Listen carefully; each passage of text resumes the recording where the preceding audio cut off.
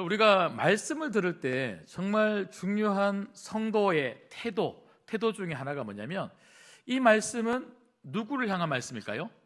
나를 향한 말씀이다. 그래서 늘 언제나 말씀을 읽고 말씀을 들을 때마다 주여 하고 나를 향한 말씀으로 이렇게 참 들었으면 좋겠는데, 어떤 분들은요, 말씀을 들을 때마다 나를 향한 말씀이 아니라 너를 향한 말씀이다.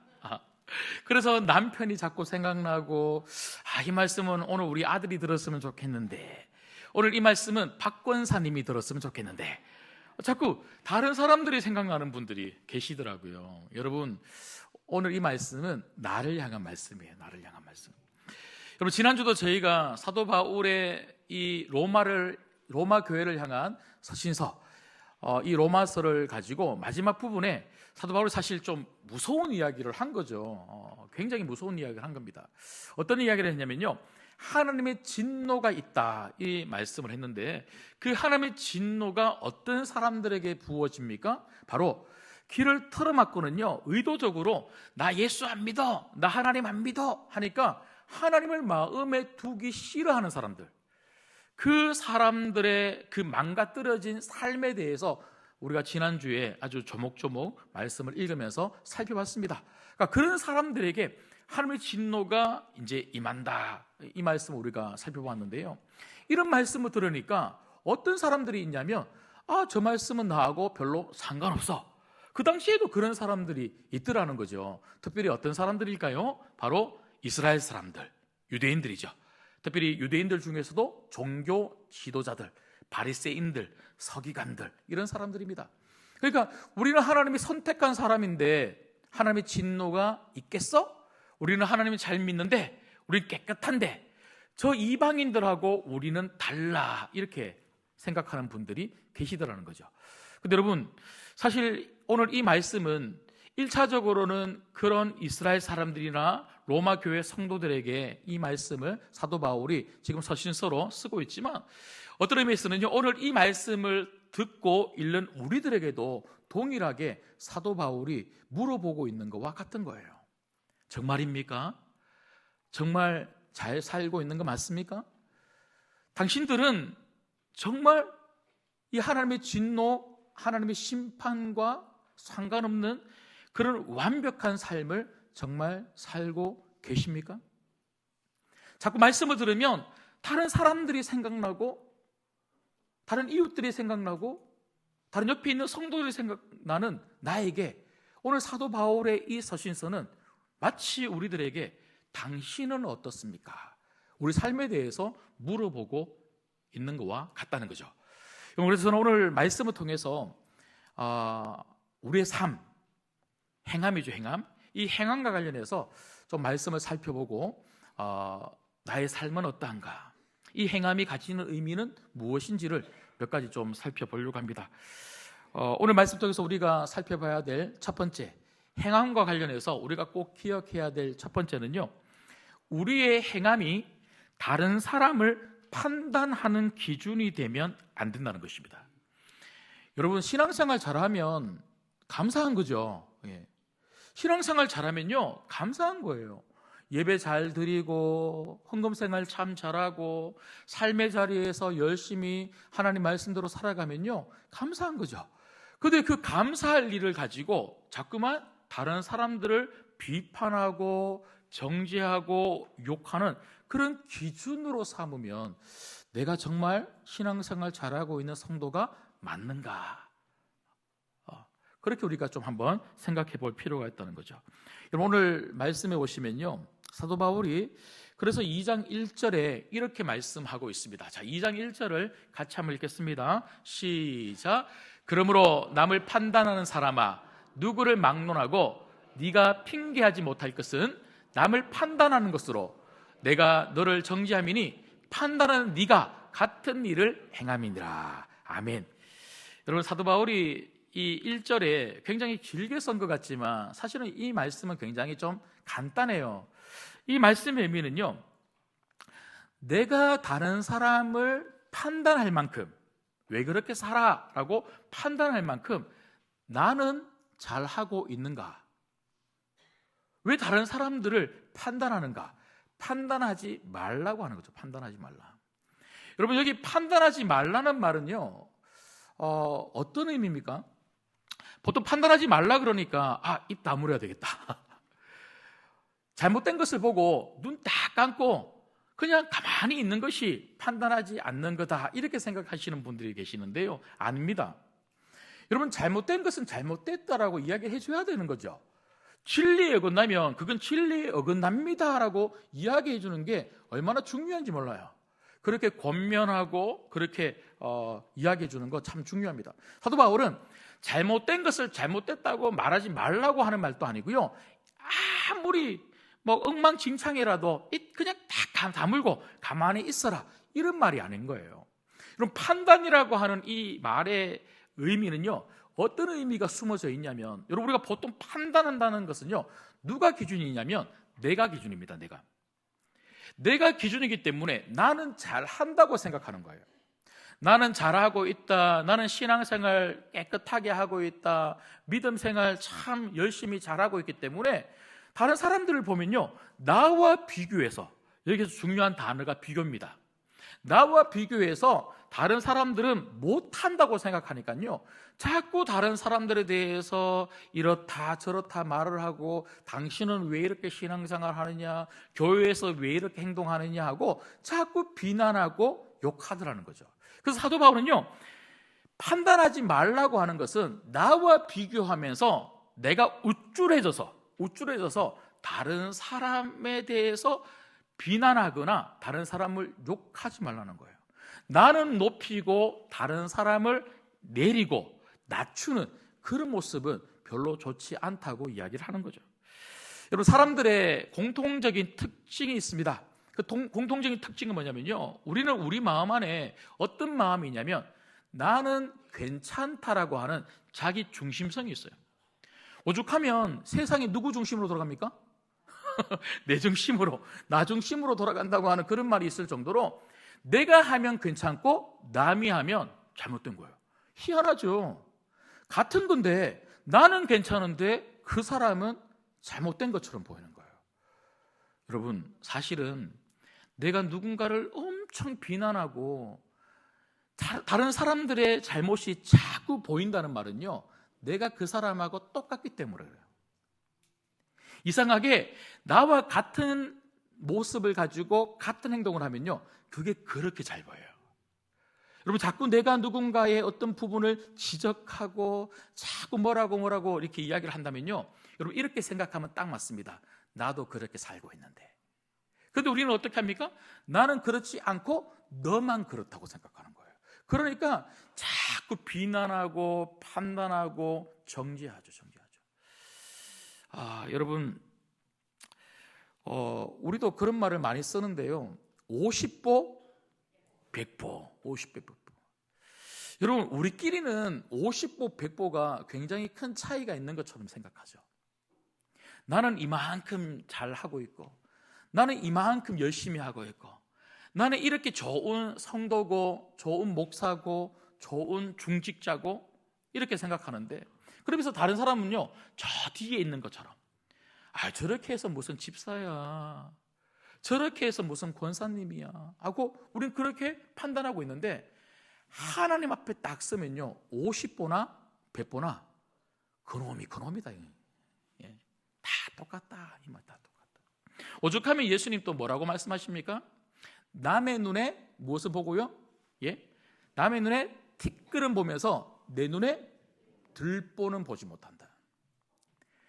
내가 들보를 가지고 있으면서도 나는 그렇게 살면서 다른 사람들이 그렇게 사는 걸 보면 막 어떻게 성도가 그렇게 할 수 있냐고 너무나 분노하면서 그렇게 닥달하는 그런 분들도 계시더라는 거죠. 여러분, 교회 안에는 참 다양한 분들이 계시잖아요. 신앙의 연수도 다 달라요. 어떤 분들은 지난주에 오신 분들도 계시고, 어떤 분들은요, 우리 교회에서 벌써 30년, 40년, 심지어 50년, 우리 교회 연차만큼 되시는 분들도 이 자리에 계실 겁니다.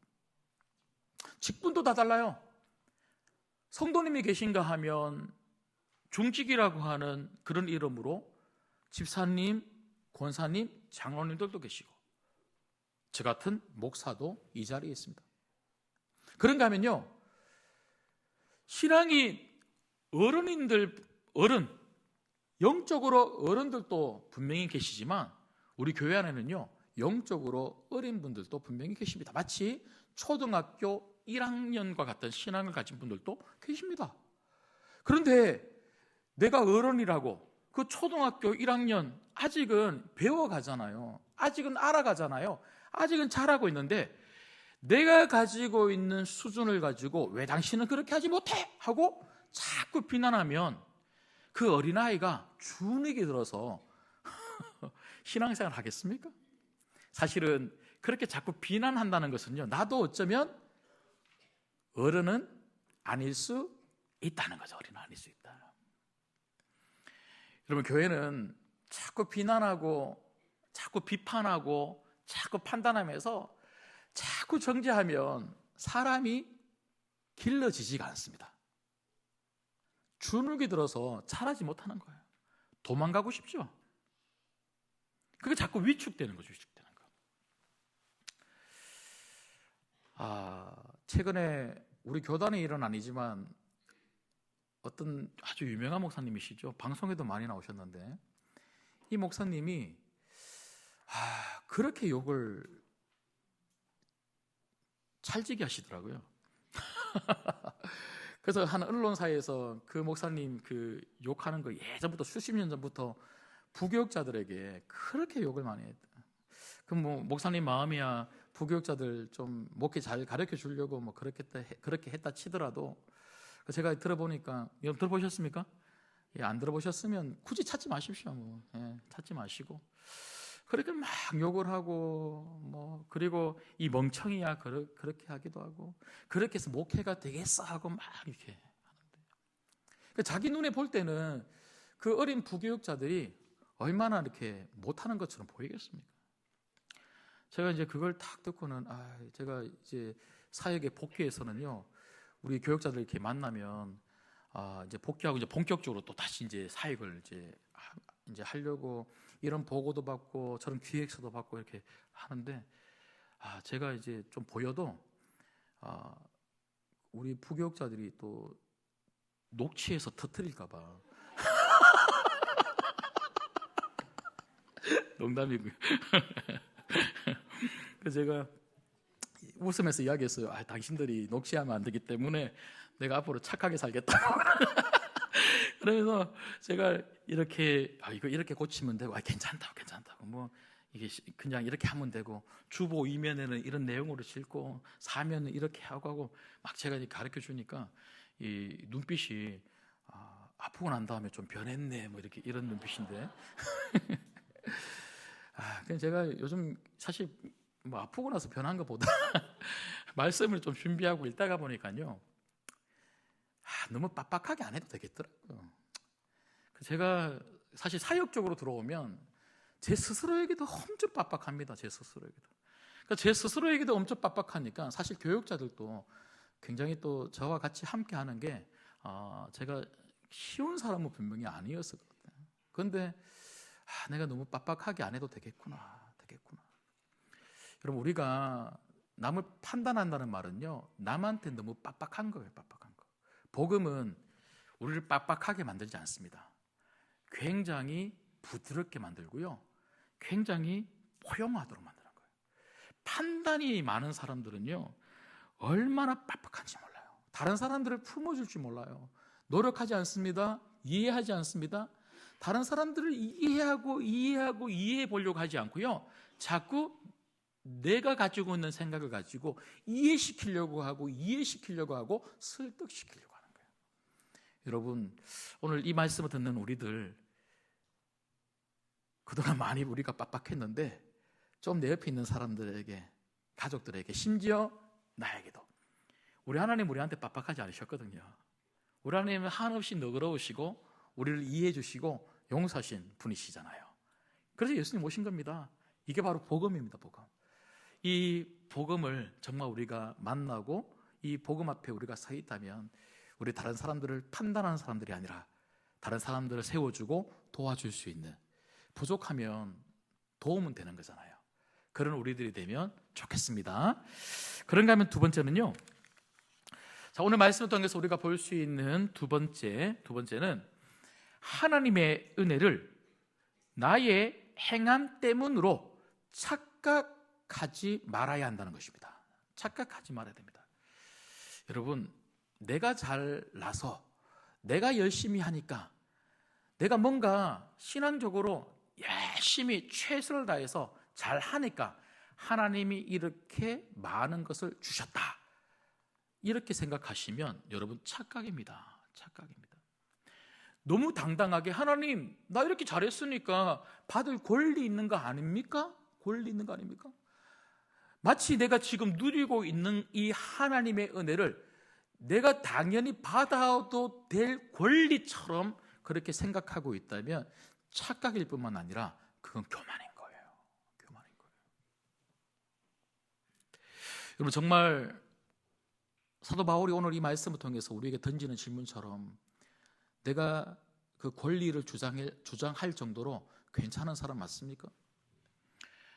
여러분, 구원이 뭡니까? 이번 한 주간, 내일부터 고난 주간을 우리가 보내게 될 텐데요, 여러분, 우리가 그 예수님의 핏값으로 구원을 받을 만큼 잘났기 때문에, 뭔가 대단하기 때문에 하나님이 저렇게 교회도 열심히 다니고 저렇게 열심히 11조도 내고 저렇게 나의 나라와 영광을 위해서 열심히 하니까 내가 우리 아들 좀 보내줘야 되겠다 하고 우리의 그 모든 행함을 보고 예수님을 보내주신 게 맞습니까?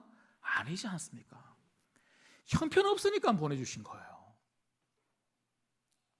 그냥 그대로 내버려 뒀다가는 그냥 지옥에 탁 떨어져서 그 뜨거운 불에 평생 영원토록 있어야 될 우리를 보니까 너무 안타까우니까 저렇게 놔두면 안 되겠다.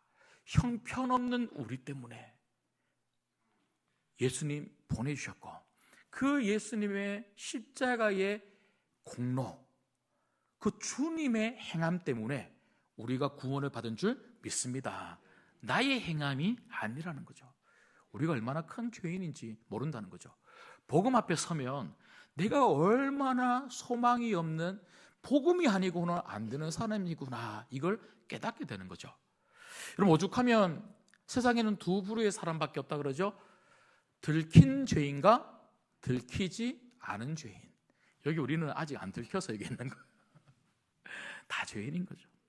여러분, 오늘 말씀 보시면요, 자, 5절 말씀 보시죠. 5절 같이 한번 읽어볼게요. 5절 있습니다. 시작.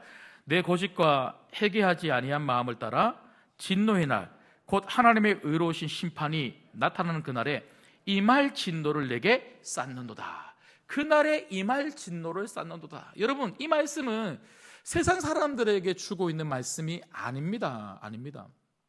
소위 하나님이 나를 선택했어 라고 이야기하고 있는 그 유대인들, 그 종교 지도자들, 그 바리새인들, 그 서기관들에게 사도 바울은요, 하나님의 심판이 너희들에게는 해당이 없다고, 우리는 예수님이 필요 없을 만큼 그렇게 우리가 깨끗해? 그 임할 진노는 우리 게 아니라고? 사도 바울이 이렇게 이야기를 하고 있는 것과 같다는 거죠. 그리고 요한복음 8장에 보면 예수님께서 많은 사람들, 오늘처럼 이렇게 많은 분들이 모여 계시는데요, 많은 사람들을 앞에서 말씀을 가르쳐 주셨어요. 그 말씀을 쭉 가르쳐 주실 때에 많은 사람들이 은혜를 받고 있었겠죠. 그런데 갑자기 바리새인과 서기관들이 한 여인을 딱 끌고 와서는요, 그 말씀을 은혜롭게 가르쳐 주고 계시는 그 예수님 앞에 탁 내동댕이를 치면서 뭐라고 이야기를 하냐면, 예수님, 이 여자는 간음하다가 현장에서 잡혔습니다. 이 바리새인과 서기관들이 예수님의 심판을, 예수님이 뭐라고 말씀하시는지 그 판단을 받으려고 이렇게 데려온 게 아니죠. 어떻게든지 예수님 시험에서 예수님 딱 올감해서 어떻게든지 잡아가기 위한 구실을 만들려고 그 간음하는 여자 현장에서 잡았다는 말은요, 누구 하나 딱 잡혀라 하고 기다렸다가 잡은 거예요. 그렇게 딱 잡아와서는 예수님 앞에 딱 이야기를 하면서 모세율법에 보면 간음하는 사람은 돌을 들어다가 쳐서 죽여라고 하는데 이 여자 어떻게 할까요? 하고 물어보는 거예요. 여러분, 우리 예수님이 그 물음 앞에 걸려 넘어지실 분이 아니죠. 어떻게 하십니까? 만약에 죽여라 그러면요, 사랑이 없는 거죠. 죽여라 그러면 사랑이 없는 거고요, 죽이지 마라 그러면 율법을 어기게 되는 거죠. 그래서 예수님은 어떻게 하시냐면요, 허리를 굽혀서 땅바닥에 글자를 씁니다. 글자. 근데 그 글자를 쓰는데 사람들이 그 글자를 보고는요, 바리새인과 서기관들뿐만 아니라 그곳에 모여 있는 사람들이 그 글자를 보고는 너무나 놀라갖고는요, 아무 말도 못하는 거예요. 아무 말도. 어떻게 할까요? 하고 달려들었던 사람들조차도 입을 탁 다물어버리는 거예요. 예수님 뭐라고 썼을까요? 어떤 분들은 거기에 있는 사람들 죄 하나하나 적었다, 그렇게 말씀하는 분도 계신데 모를 일이죠. 근데 7절에 보면요, 우리가 좀 유추할 수 있는 그런 말씀을 예수님이 말씀하시는데 뭐라고 말씀하시냐면, 요한복음 8장 7절의 말씀을 우리 같이 한번 읽어볼게요. 8장 7절 같이 있습니다. 시작. 그들이 묻기를 맞이 아니하는지라. 이에 일어나 이르되 너희 중에서 죄 없는 자가 돌로 치라 하시고, 너희 중에서 죄 없는 자가 돌로 치라. 우리에게 하시는 말씀이에요. 우리에게. 오늘 여기 앉아있는 우리들 중에 죄 없는 자가 누가 있습니까? 누가 있습니까? 다 죄인. 예수님이 이렇게 말씀하시니까요, 아무도 말을 못하죠. 근데 예수님 한 번 더 허리를 굽히시고는 다시 땅에 방금 전에 적던 글을 이어서 계속 뭔가 적으십니다. 그게 뭔지는 모르겠지만 그 글을 보고 있던 사람들이 얼마나 놀랐는지 마음의 양심의 가책을 느꼈다.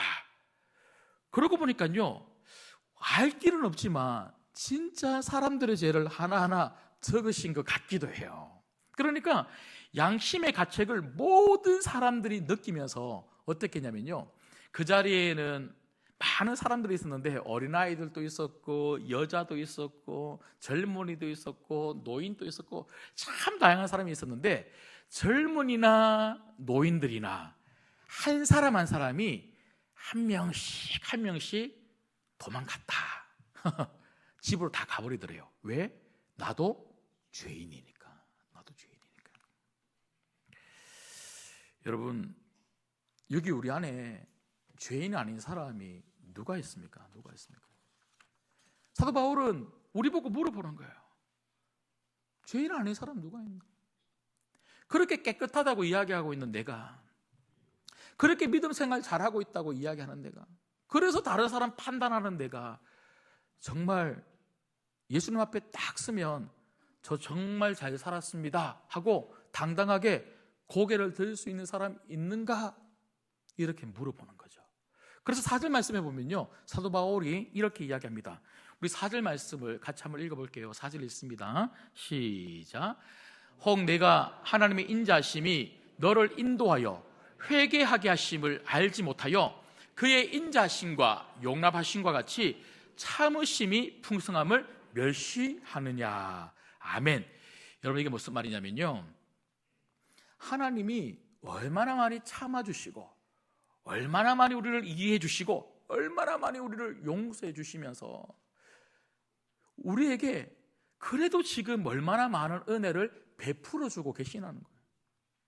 내가 잘해서 은혜를 누리고 있는 게 아니고 하나님의 은혜를 누리도록 은혜를 베풀어 주시니까 지금 우리가 감사하게 산다는 거예요.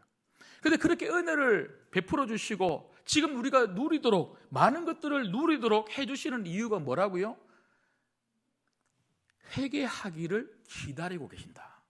회개가 뭡니까? 하나님에게 돌아와서 하나님의 은혜가 뭔 줄을 알고 그 은혜를 가지고 삶의 자리에서 살아가기를 하나님은 지금 또 기다리고 계신다는 거죠. 기다리고. 내가 잘났어가 아니라 회개할 기회를 주고 계시는 거예요. 그런데 우리는 어떻게 생각합니까? 내가 잘나서 지금 이렇게 하나님으로부터 누리고 있다고, 받고 있다고 생각하고 있는 거죠.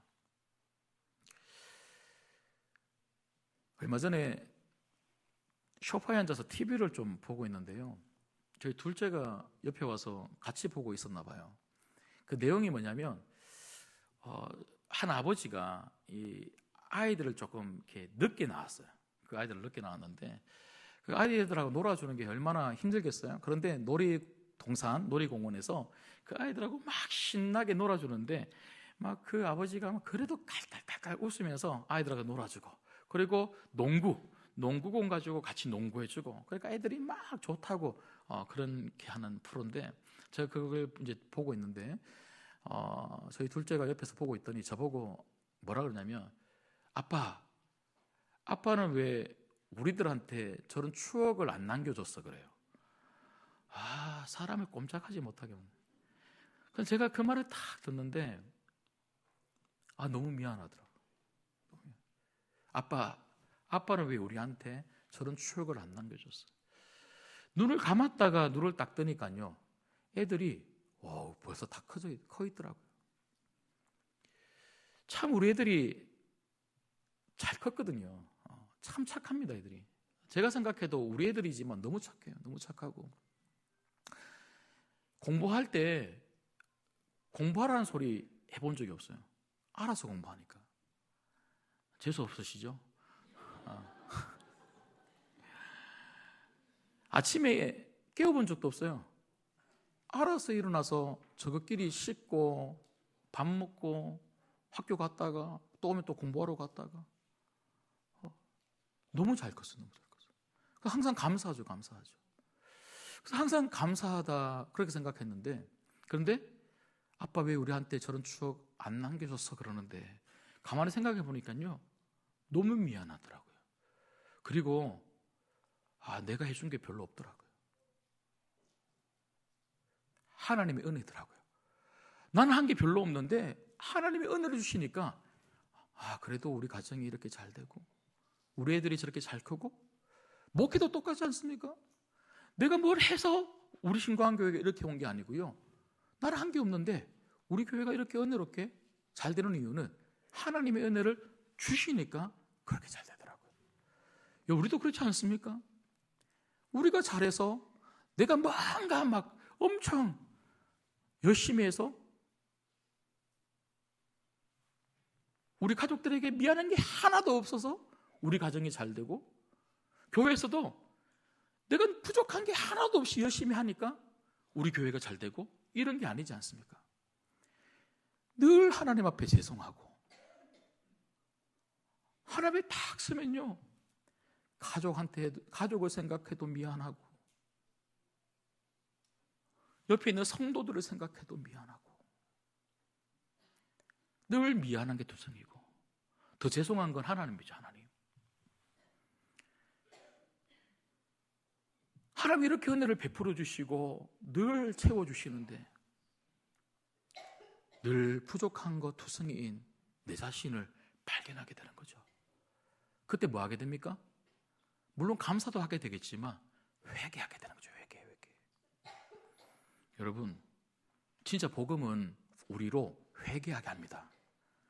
늘 부족한 나를 주 앞에 회개하고 늘 예수님 앞으로 다시 돌아가서 주여, 주님 아니면 이런 우리 가정이 있을 수 없지요. 주여, 예수님 아니면 이런 교회, 이런 좋은 성도 있을 수 없지요. 다 하나님의 은혜입니다. 하나님, 회개합니다. 더 주님 앞으로 돌아갑니다. 주님 붙들고 살겠습니다. 여러분, 이 고백이 오늘 우리의 고백이 되기를 주님의 이름으로 소망합니다. 마지막 세 번째는요, 신실한 믿음은 우리 삶에 구체적인 무엇으로 나타납니까? 행함으로 나타난다는 거예요. 여러분, 내가 조금 잘 살아가고 있다면요, 그건 결코 하나님 앞에서의 당당함이 아닙니다. 당당함이 아닙니다. 하나님이 은혜를 주시니 우리가 그렇게 믿음으로 살 수 있는 거예요. 우리가 조금 잘 사는 믿음의 삶이 있다면 그거는 다른 사람들을 판단하라고 하는 무기도 절대로 아닙니다. 다른 사람들을 도와주고 세우고 하나님이 조금이라도 나에게 더 주신 것이 있다면 나누고 베풀고 흘려보내서 다른 사람들을 세우라고 주신 것인 줄 믿습니다. 여러분, 그래서 오늘 말씀해 보시면요, 결코 우리의 행함이 우리의 자랑이 되지 못하고 복받기 위한 방법도 되지 못하고 다른 사람을 비판하고 판단할 정당한 이유가 되지 못함에 대해서 사도 바울은 이렇게 이야기를 합니다. 6절에서 8절을 우리 마지막으로 같이 읽겠습니다. 오늘 본문 6절에서 8절 말씀 같이 읽겠습니다. 시작. 하나님께서 각 사람에게 그 행한 대로 보응하시되 참고 선을 행하여 영광과 존귀와 썩지 아니함을 구하는 자에게는 영생으로 하시고 오직 당을 지어 진리를 따르지 아니하고 불의를 따르는 자에게는 진노와 분노로 하시리라. 아멘. 여러분, 여기 사도 바울이 6절 말씀에 하나님께서 각 사람, 우리 성도들이 어떻게 살아가는지 그 행함에 따라서 보응하신다, 이 말은요, 어떤 분들은 어떤 오해를 하시냐면, 내가 열심히 교회를 다니고 열심히 새벽 예배 드리고 열심히 신앙생활 하면 하나님의 보응, 나중에 내가 영생, 구원을 얻는 거구나, 이렇게 오해하시는 분들이 계시는 거죠. 아닙니다. 구원은 오직 믿음으로 오는 줄 믿습니다. 예수님 믿으면 구원을 받는 거예요. 이 말씀은 그런 말씀이 아니고, 우리가 정말 하나님을 믿는다면, 예수님을 믿는다면, 구원받은 하나님의 자녀라면 우리는 어떻게 살 수밖에 없다고요? 구원받은 자녀답게 선을 행하며 하나님 말씀대로 살아가며 하나님 뜻을 구하며 하나님 나라를 펼치는 삶을 살아갈 수밖에 없고, 그렇게 살아간다면 하나님께서 더 우리의 삶을 통하여 하나님 나라가 펼쳐가고 확장될 수 있도록 더 많은 축복을 해 주실 것이라고 하는 이 말씀의 의미가 이 6절에 담겨 있다는 거죠. 구원받기 위해서 열심히 신앙생활하는 게 아니고요, 구원을 받으면 열심히 신앙생활하는 것이 당연하다는 것입니다. 여러분, 그래서 여러분, 우리의 삶과 우리의 행함은요, 바로 구원받은 백성의 당연한 삶의 결과라는 것, 꼭 믿으시기를 주님의 이름으로 축복합니다. 이걸 너무나 잘 설명해주고 있는 목사님이 계세요. 그 목사님이 누구시냐면요, 팀 켈러 목사님이십니다. 얼마 전에 돌아가셨죠.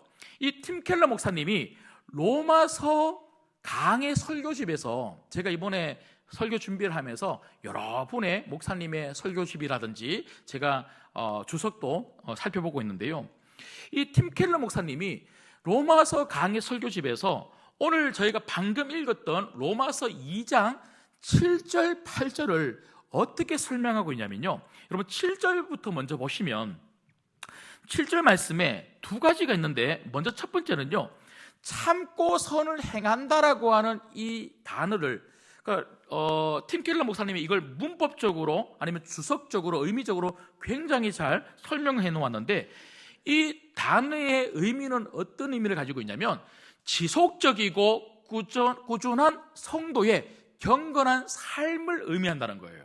그러니까 우리가 구원을 받기 위해서 열심히 선을 행하고 참는 것이 아니라, 우리가 정말 하나님을 믿고 예수님을 믿는다면 우리 삶의 자리에서 지속적이고 주님 만나는 그 순간까지 우리 예수님으로부터 받은 구원이 너무나 감사하기 때문에 지속적이고 꾸준하게 경건한 성도의 믿음의 삶을 살 수밖에 없다는 거죠.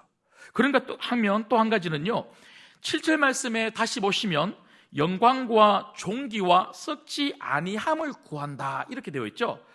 이 부분을 어떻게 설명하고 있냐면, 하나님과의 올바른 관계 안에 있는 성도들의 특징이라는 거예요. 여러분, 우리가 열심히 잘 살아가면 하나님이 우리와 관계를 맺어주시는 게 아닙니다.